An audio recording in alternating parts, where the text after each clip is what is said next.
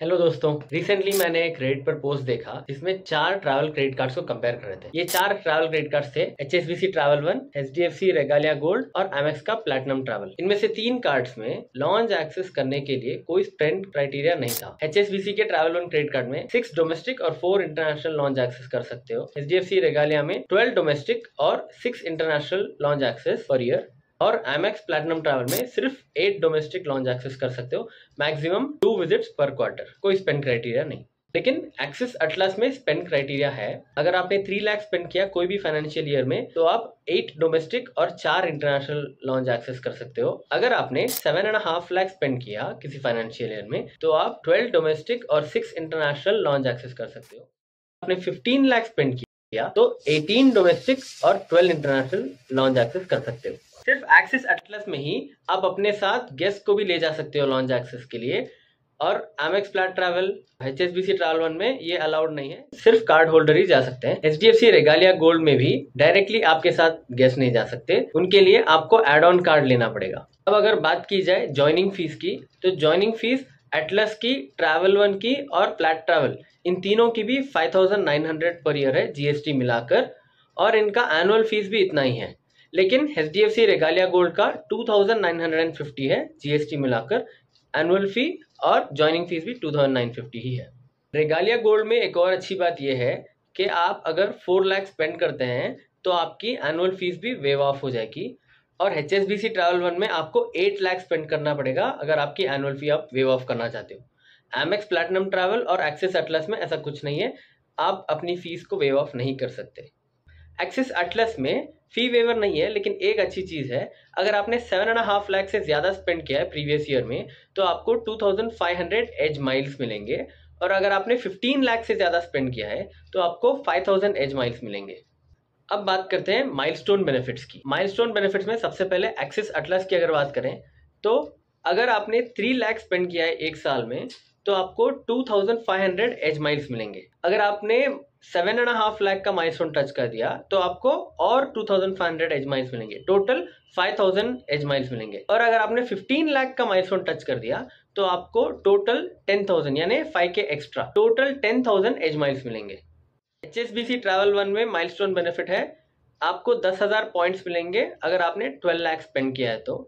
HDFC Regalia के milestone benefits की बात करें तो आपको 1500 का वाउचर मिलेगा, मैरियट का या मिंत्रा का या MNS का, अगर आपने 1.5 लाख एक क्वार्टर में स्पेंड किया।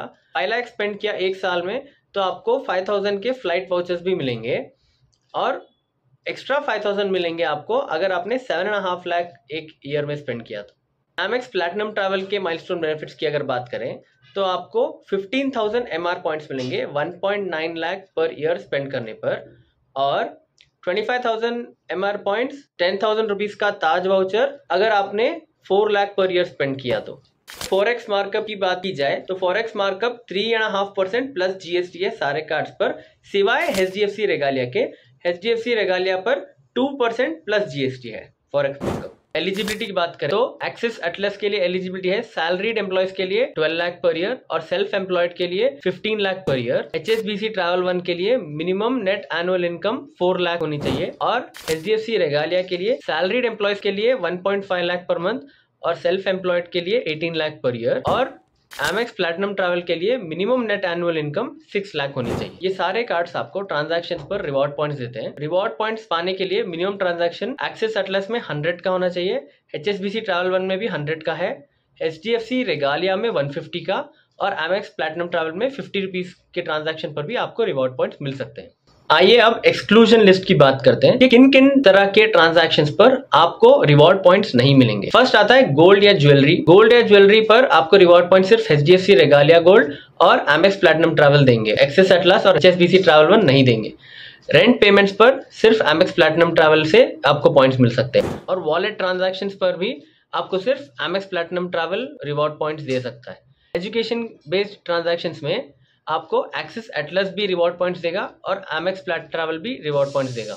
गवर्नमेंट इंस्टीट्यूशन या टैक्सेस की बात करें तो सिर्फ Amex प्लैटिनम ट्रैवल आपको रिवॉर्ड पॉइंट्स देगा। इंश्योरेंस की अगर बात करें तो यहाँ मामला थोड़ा ट्रिकी है। HSBC ट्रैवल वन में अगर MCC यानी कि मर्चेंट का कोड MCC 6381 है तो ये एलिजिबल है। तो पेमेंट करने से पहले MCC कोड चेक कर लेना एक बार। HDFC रेगालिया में इंश्योरेंस के लिए maximum 2000 reward point per day या मैक्सिमम 75,000 रुपीज पर डे का कैप लगा हुआ है। अगर Amex प्लैटिनम ट्रैवल की बात करें इंश्योरेंस के ट्रांजैक्शंस के लिए तो आपको मेंबरशिप रिवॉर्ड पॉइंट तो नहीं मिलेंगे, लेकिन ये माइलस्टोन की तरफ काउंट होता है। अगर बात करें यूटिलिटीज या रिचार्जेस की तो सिर्फ HDFC रेगालिया गोल्ड आपको पॉइंट्स देगा। Amex फ्लैट ट्रैवल में आपको रिवॉर्ड पॉइंट्स तो नहीं मिलेंगे, लेकिन माइलस्टोन की तरफ ये ट्रांजैक्शंस काउंट होंगे। फ्यूल की अगर बात करें तो आपको सिर्फ Amex फ्लैट ट्रैवल का फायदा है, वहां पर सिर्फ माइलस्टोन की तरफ काउंट होता है, वहां पर भी आपको रिवॉर्ड पॉइंट्स नहीं मिलेंगे। बाकी कार्ड्स में भी फ्यूल ट्रांजैक्शन पर रिवॉर्ड पॉइंट्स नहीं मिलेंगे।